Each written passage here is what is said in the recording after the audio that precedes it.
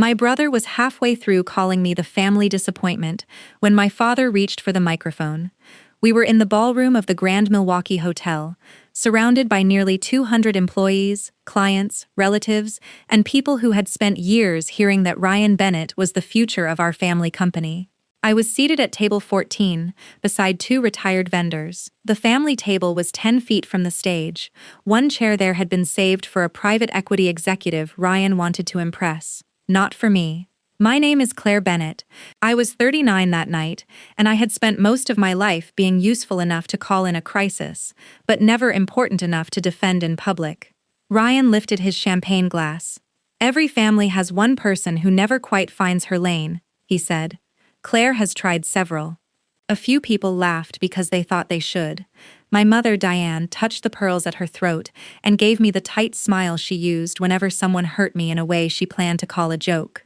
Behind Ryan, a slideshow showed an old photograph of me at 13 in oversized safety goggles. The next image was from my college graduation, cropped so badly that half my face was missing. My sister Melissa had made the presentation. I looked down at the navy folder across my knees.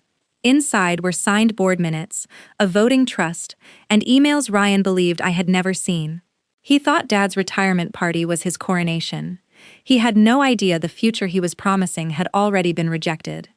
Then Ryan said, "Dad can finally retire knowing the company will stay with the children who actually stayed."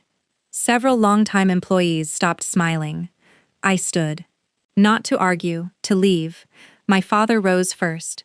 "Claire," he said into the microphone, "please stay." The room went quiet. "I have allowed this family to confuse my silence with agreement for too long," he said. "Before tonight ends, everyone deserves to know which of my children I trust." Ryan lowered his glass.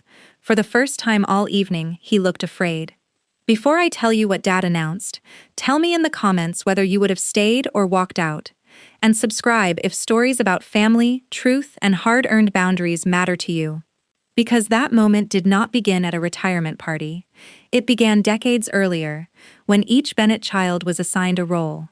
My father, Martin Bennett, built Bennett Precision Components from a two-bay machine shop into a respected manufacturing supplier in Wisconsin. He understood steel tolerances, payroll pressure, and the sound a machine made before something failed. People trusted him. At home, things were less simple. My mother managed our family image with the same care Dad gave the company. Diane believed success had to look effortless. Our clothes matched in Christmas photographs. Arguments disappeared before guests arrived. Problems were hidden, not solved. Ryan, my older brother, was raised as Dad's successor. He was charming and good at making ambitious ideas sound inevitable. When his plans worked, he was brilliant. When they failed, someone else had misunderstood him. Melissa learned that staying close to Ryan and Mom was safer than standing alone. She became polished, social, and skilled at turning family decisions into public performances. And then there was me. I noticed missing numbers. I remembered exact promises. I asked why a contract was being rushed when everyone else wanted to celebrate. Those qualities made Dad call me late at night when he needed honest advice. They also made Ryan call me negative. After college, I worked in the company's compliance department, reviewing vendor agreements and safety records. At 30, I delayed a supplier contract because the insurance language was weak and the delivery claims did not add up. Ryan told everyone I had nearly cost us a major opportunity. Dad knew why I stopped it. He said nothing. 6 months later, the supplier collapsed under lawsuits and unpaid debts. The contract would have cost Bennett Precision millions. No one apologized. At Christmas, Ryan joked that I had finally been useful by accident. Everyone laughed. That was the pattern. Dad trusted my judgment behind closed doors. In front of the family, he let me stand alone. For years, I believed that if I stayed helpful, calm, and loyal, someone would eventually admit what was happening. I was wrong. The retirement party was only the moment their private cruelty became public enough that even my father could no longer look away. After the supplier contract failed, nothing changed. That was the hardest part. The truth had proven me right, but in my family, being right only made me more inconvenient. Ryan never apologized. He simply changed the story. At the next family dinner, he leaned back in his chair and said, "Claire got lucky once, and now she thinks she's the company's conscience." Mom laughed softly. "Your brother is teasing," she told me. He wasn't. Over the next few years, I became the person everyone called when something went wrong, and the person everyone ignored when things were going well. Dad sent me contracts late at night with messages like, "Can you take a quick look?" They were never quick. Melissa asked me to proofread event proposals, fix vendor disputes, and cover deposits she had forgotten to pay. She always promised to reimburse me. She rarely did. Mom called whenever Dad missed a medical appointment or forgot to renew an insurance policy. "You're better at these things," she would say. What she meant was that my time mattered less. At holidays, Ryan's smallest achievements became family announcements. If he closed a decent sales account, Mom ordered a cake.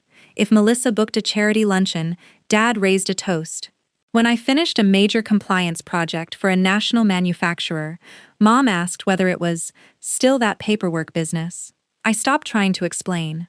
The pattern became worse after my divorce. I was 34 when I left a marriage that had slowly reduced my world to permission and apology. My ex-husband never hit me. He did something quieter. He monitored money, questioned every friendship, and treated my independence like a personal betrayal. Leaving him took more courage than anything my family had ever seen me do. They called it another failure. Ryan told relatives I was difficult to live with. Melissa said I had always been too intense. Mom suggested I should have tried harder because divorce looked bad in a family like ours. Dad said almost nothing. That silence hurt more than their words. For 6 months, I lived in a one-bedroom apartment above a bakery. Every morning, I woke to the smell of bread and the sound of delivery trucks scraping against the curb. I rebuilt my life from that small kitchen table. Still, my family called whenever they needed help. One Christmas, Ryan asked me to review a distribution agreement during dinner. I spent 40 minutes in Dad's office, fixing language that could have exposed the company to a lawsuit. When I returned, my food was cold. Ryan lifted his glass and said, "Good thing Claire came. Somebody had to work while the rest of us enjoyed ourselves." Everyone smiled. I didn't. That was when I began to understand the bargain they had offered me. I could belong, but only if I remained useful, quiet, and grateful for whatever place they gave me. So I stopped asking for a better seat. I built my own table. After leaving Bennett Precision, I founded Northline Compliance. At first, it was just me, an old laptop, and 3 clients who trusted my judgment. I reviewed contracts, investigated vendor disputes, and helped family-owned manufacturing companies prepare for leadership transitions. The work was not glamorous. It was careful. That suited me. Over 9 years, Northline grew into a respected consulting firm. We worked across several states. We advised companies during acquisitions, internal investigations, and succession disputes. I earned more than anyone in my family realized, but money was never the part that mattered most. For the first time, people paid attention when I raised a concern. They did not call me dramatic. They asked what evidence I had. Then they listened. My family never bothered to learn any of that. Mom still told people I did freelance paperwork. Ryan referred to Northline as my little consulting project. Melissa once asked whether I could design invitations because she assumed all office work was interchangeable. I let them believe it, not because I was hiding in shame, because I had stopped needing their approval. Then, 14 months before Dad's retirement, he called me at 10:40 on a Tuesday night. His voice sounded different. "Claire," he said, "I need you to look at something, but not as my daughter." Ryan was pushing a sale of Bennett Precision to a private equity group. He claimed it would fund expansion and protect the company's future. Dad was not convinced. He sent me the preliminary documents. Within 3 days, I found problems. The projections assumed plant closures that had not been disclosed to employees. The sale terms included an executive retention package that appeared to benefit Ryan personally. Several risk statements had been softened or removed. I told Dad I would only continue if the board hired Northline formally. "No family favors," I said. "No secret daughter work." He agreed. The independent board committee approved the engagement. Company attorney Samuel Reed documented everything. For months, my team reviewed records, interviewed managers, and compared Ryan's promises with the actual deal. Then we found the emails. Ryan and Melissa had discussed using Dad's retirement to create pressure. They wanted clients and employees to believe the succession was already settled before Dad signed the final documents. One message said, "Once the room sees me as president, Dad won't embarrass himself by backing out." Another mentioned me. "Claire will complain," Melissa wrote. Ryan replied, "She won't do it publicly. She still wants Dad to love her." I read that sentence twice. They were not just counting on Dad's weakness, they were counting on mine. A week later, Samuel asked me to come to his office. On the polished conference table sat a voting trust, prepared for Dad's controlling shares. The final signature page was incomplete. There was one blank line beneath the words, "Appointment of trustee." Samuel folded his hands. "Martin has made a decision," he said. "But before he signs, he wants to know whether you're willing to accept what comes with it." That was the moment I realized Dad had not called me merely to investigate Ryan.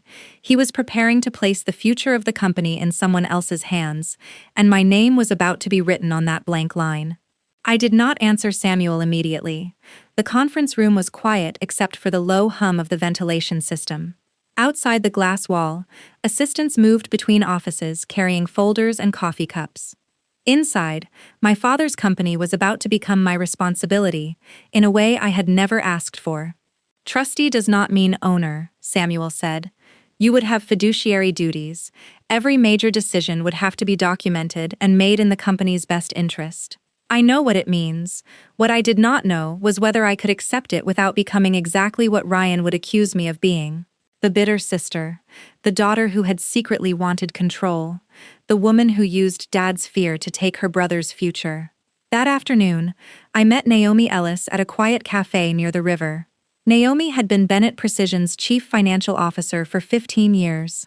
She had worked with me when I was still in compliance, and she was one of the few people who remembered the supplier contract clearly. Years earlier, after it collapsed, she had called me and said, "You were right. We should have defended you sooner." It was a simple apology. It meant more than she knew. Now she sat across from me, with both hands around a mug of coffee. "You look like you are considering running," she said. "I'm considering whether saying yes gives them one more reason to hate me." Naomi did not soften her answer. "They already resent you for seeing what they wanted hidden. That doesn't mean I should take control." "You are not taking control. You are accepting accountability." I looked through the window at the gray water beyond the street. "I don't want revenge." "I know. I don't want the company either." "I know that too." Naomi leaned closer. "Claire, refusing the role will not make Ryan honest. It will only leave honest people unprotected." That sentence stayed with me. For years, I had confused stepping back with being good. I thought refusing power proved that I was not selfish. But sometimes stepping back only cleared the way for someone less careful. Naomi told me Dad had met with an estate attorney and an independent trust specialist. The plan would treat all 3 children fairly in economic value, but voting authority would be separated from inheritance. Ryan and Melissa could still benefit financially. They simply could not force a sale. "If Martin follows through," Naomi said, "the company gets time to choose real leadership. And if he changes his mind," she slid a sealed folder across the table, "then this retirement party may be his last chance to tell the truth, before Ryan tells it for him." The folder was marked, "Retirement Resolution, Final." I carried it home that evening, and placed it on my kitchen counter without opening it. The next morning, Melissa called. "I need you at the hotel rehearsal Thursday," she said. "The vendors are confused, and Dad's medication schedule is a mess. Am I attending as family or staff?" She laughed. "Don't start, Claire. We all have jobs." Her job, apparently, was making sure I understood mine. A revised party schedule arrived an hour later. Ryan and Melissa were listed under family entrance and executive introductions. My name appeared beside vendor check-in. Mom called that afternoon. "Wear something simple," she said. "Nothing too corporate." "Why?" "Because the evening is about your father. And Ryan, of course. We don't need people getting confused." By then, Ryan had already begun referring to the retirement party as his introduction as president. He invited 3 representatives from the private equity group. He arranged their seats near Dad and added a section to the program called The Next Generation. There was only one problem. The board had appointed no new president. Samuel confirmed the final structure 2 days before the party. Naomi would remain chief financial officer. An outside executive would serve as interim president during the search for permanent leadership, and Dad had signed the voting trust. My name was on the trustee line. I would also chair a stewardship committee responsible for protecting the company during the transition. The position gave me no personal access to company funds. It did not make me chief executive. It gave me duties, oversight authority, and the power to stop an unauthorized sale. I prepared copies of the trust, the board resolution, and the engagement letter that proved Northline had been hired independently. Samuel told me to bring them to the party, but keep them sealed unless Ryan made false public claims. At the hotel rehearsal, Melissa removed me from the family photograph. "The frame looks crowded," she said. There was an empty chair beside Mom. I said nothing. Then I heard Ryan on the stage, practicing his speech. "Tonight marks the beginning of Bennett Precision's next chapter," he said into the empty ballroom. On the podium in front of him was a printed page titled, "The Next Generation, Remarks by Ryan Bennett, Incoming President." He had not merely assumed Dad would choose him, he planned to announce it before anyone could stop him. By the time the ballroom filled, Ryan had arranged the evening exactly the way he wanted it. The Grand Milwaukee Hotel glowed under warm amber lights. White linen covered the tables, and a large screen behind the stage displayed photographs from 40 years of Bennett Precision. At the entrance, Melissa handed me a clipboard. "The florist is missing 2 centerpieces," she said. "Table 9 needs a vegetarian meal." "Good evening to you too." She smiled without warmth. "We all have to help." By we, she meant me. I fixed the meal count and helped a retired machinist find his table. When I reached the family seating area, my place card was at table 14. Mom, Dad, Ryan, Melissa, and the private equity representatives were at table 1. An unused chair sat beside Mom. I pointed to it. "Please don't make this uncomfortable," she whispered. "You left the chair empty."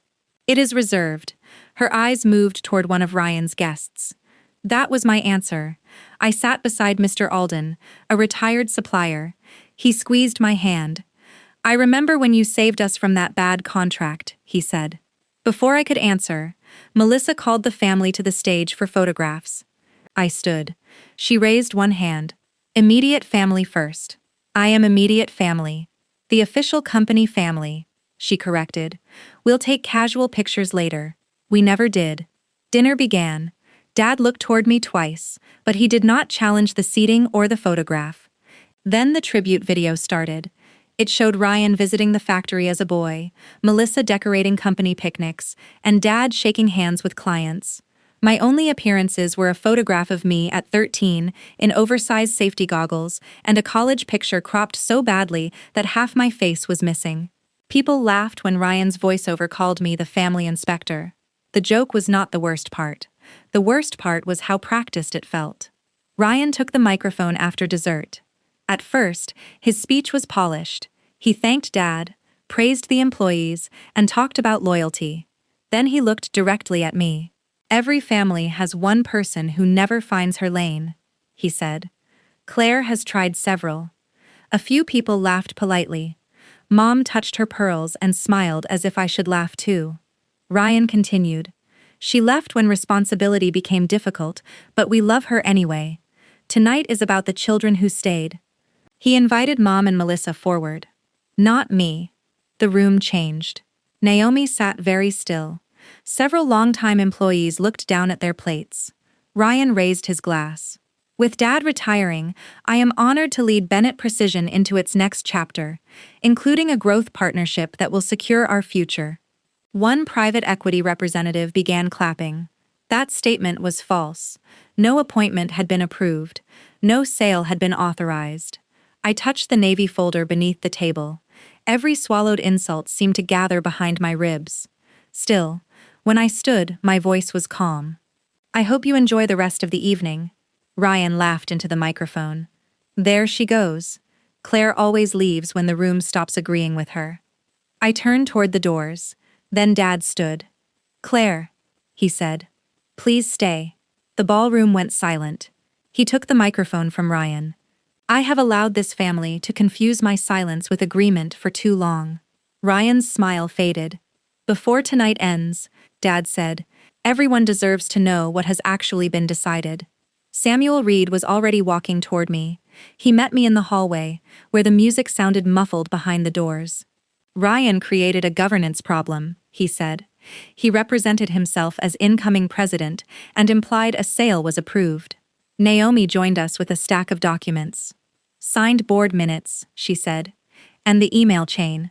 I opened the pages. Ryan had written that the party would make his succession look inevitable. Melissa replied that once clients and employees believed the decision was final, Dad would be too embarrassed to reverse it. Then I reached the line about me. "Claire will complain," Melissa had written. Ryan answered, "She won't do it publicly. She still wants Dad to love her." For a moment, I heard only the ventilation system. They had not misunderstood my silence. They had studied it. They had built their plan around it. Samuel spoke carefully. "Keep the response narrow. Correct the false claims. Announce the valid structure. Use the emails only if necessary." "I agree." Dad stepped into the hallway. His face looked older than it had an hour earlier. "I should have stopped him," he said. "Yes." He flinched. "I am sorry, Claire. One announcement will not repair 30 years. "I know. Do you?" He looked through the doors at Ryan pacing near the stage. "I am beginning to." I closed the folder. "I will stand beside the truth," I said. "But only if you tell all of it. No more private trust and public silence." Dad nodded. When we returned, Ryan demanded to know why company counsel had interrupted his speech. Dad asked Samuel to come to the stage. Samuel opened the board resolution. Ryan pointed at my folder. "What did she do behind my back?" I walked toward the stage without answering. The proof did not need my anger. It only needed to be read aloud. Samuel adjusted his glasses and began reading from the board resolution. His voice was steady, almost ordinary. That made the moment feel more serious. As of June 14th, the board of Bennett Precision Components has approved an interim leadership structure pending the completion of an independent executive search. Ryan stepped forward. "That is not what Dad told me." Samuel did not look up. "Naomi Ellis will remain Chief Financial Officer. Daniel Mercer will serve as interim president. No sale, merger, or controlling investment has been authorized." A low murmur moved through the ballroom. The private equity representatives stopped clapping. Ryan turned toward Dad. "You approved this?" Dad held the microphone with both hands. "I did. You promised me the company. I allowed you to believe that running sales made you entitled to control it." Ryan's face hardened. "I spent 20 years building this business." "So did hundreds of people in this room," Dad said. The room became quiet again. Dad looked at me. "For too long, I asked Claire for honesty in private, and allowed this family to punish her for it in public." Mom stared at the table. Melissa folded her arms. Dad continued. "When a major contract was unsafe, Claire warned us. When I had questions about the sale Ryan proposed, Claire insisted that the board investigate independently. She did not ask for money, ownership, or a title." Ryan laughed once. "Then why is she standing there with company documents?" Samuel lifted another page. "Because Martin Bennett has transferred his controlling voting shares into a legally executed trust." Ryan stopped moving. Samuel explained that Dad's estate plan still treated all 3 children fairly in financial value. Ryan, Melissa, and I would each benefit under the trust terms. But financial benefit was not the same as voting control. Dad faced the employees. "I have appointed Claire as trustee of my controlling shares and chair of the stewardship committee." Someone near the back gasped. Dad's next words landed more heavily than anything Ryan had said all night. "She is the only one of my children I trust to protect this company, without treating it like a prize." Ryan's face went pale. Then the anger arrived. He pointed at me. "She manipulated you. She has wanted this since she left." I walked to the microphone, carrying the Navy folder. "No, Ryan. I wanted you to stop pretending decisions had been made when they had not. You expect everyone to believe you investigated your own family without an agenda?" I handed Samuel the engagement letter. He displayed the first page on the ballroom screen. The document showed that Northline Compliance had been hired by an independent board committee. It listed the approval date, the scope of work, and the conflict safeguards. The agreement had been signed months before Dad completed the voting trust. Naomi stood beside the stage. The board retained Claire's firm because the proposed sale contained undisclosed risks, she said. Her findings were reviewed independently. Ryan glanced at the private equity guests. This is a setup. No, I said. A setup is inviting buyers to a retirement party and introducing yourself as president before the board approves either decision. Melissa moved toward Mom. You are twisting private conversations. I opened the email chain. I do not need to twist them. Samuel projected one message onto the screen. Once the room sees me as president, Dad will not embarrass himself by backing out. Ryan's own words filled the wall behind him. The ballroom went completely still. Melissa whispered, "Those emails were taken out of context." I looked at her, then explained the context. She said nothing. I did not display every message. I did not read the cruelest comments or tell the room how long they had used me. I showed only what was necessary. Ryan had intended to create public pressure around a decision he had no authority to make. The truth was enough. He stepped closer to me. So this is your revenge? No. My voice did not rise. I am not taking your place, Ryan. I am ending your right to promise away what was never yours. For the first time that night, no one looked away. Dad announced that Ryan had been placed on paid administrative leave while the board completed its review. Ryan stared at him. You are choosing her over me. Dad shook his head. I am choosing evidence over entitlement. A few employees began to clap. Then more joined them. I did not smile. This was not the victory people imagined. I was watching my family collapse under the weight of things they had chosen to say and do. I told the room that Bennett Precision would not be sold through secrecy, pressure, or manufactured consent. The employees would be informed before any future ownership decision. The board would select permanent leadership through a documented process. Ryan picked up his suit jacket. Are you really willing to destroy this family over a business? I looked at him. This family was damaged every time the truth was treated like betrayal. I am simply refusing to hide the damage for you. He walked out. Melissa followed. Mom remained seated, staring at the untouched dessert in front of her. The consequences did not end in that ballroom. They began there. Within a week, the private equity group withdrew its proposal. The firm stated that it would not continue negotiations while questions remained about authority, disclosure, and financial projections. The board's audit took almost 2 months. Ryan had not stolen company money, but he had failed to disclose a personal retention bonus tied to the sale. He had also pressured department managers to use projections they could not fully support. The board removed him as vice president. He received a separation agreement, continued health coverage for a limited period, and instructions to return all company records. Melissa lost her communications contract after the audit showed she had used company resources to organize Ryan's unauthorized succession campaign. She told relatives I had taken away her livelihood. She left out the part where the contract required her to act in the company's interest. Mom began calling people from the party. She said Dad had been tired. She said Samuel had used confusing legal language. She said I had turned a family celebration into a hostile takeover. But Dad issued a written statement confirming every governance decision. People stopped believing her version. My own role brought no instant luxury. Every decision had to be documented. I could not use trust assets for personal benefit. I had to disclose conflicts, attend board meetings, and help choose permanent leadership without favoring my own firm. When Northline completed its investigation, I ended our contract with Bennett Precision. Naomi asked whether I was certain. I do not want anyone wondering whether I created a crisis to keep billing the company. She nodded. That is why Martin chose you. Dad remained for 60 days to support the transition.